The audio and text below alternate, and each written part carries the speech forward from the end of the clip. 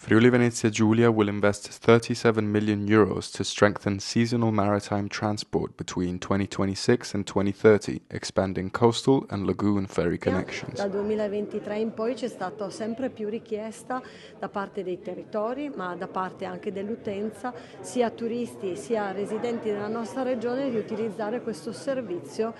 sempre di più per periodi più ampi e in maniera più intensa.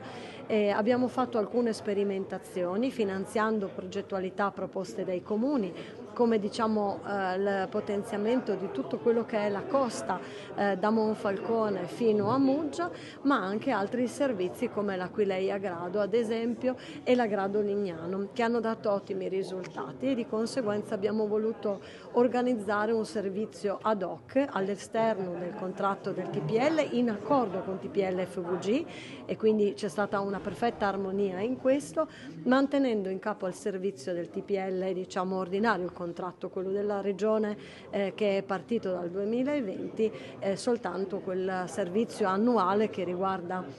la città di Trieste, che è particolarmente importante. Poi ci sono tariffe nuove differenziate tra residenti e non residenti della nostra regione,